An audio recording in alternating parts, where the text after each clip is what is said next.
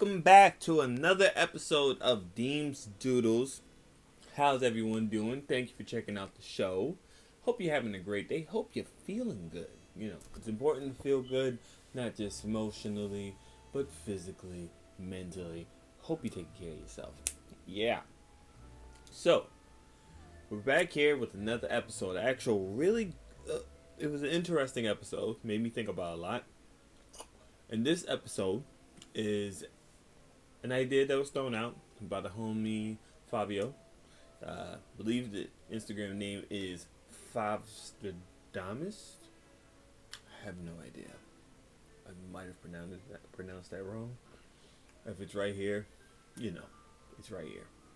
But he asked me to do a doodle that is a dedication to our time at our old job as maintenance workers back at our job at Whole Foods Market.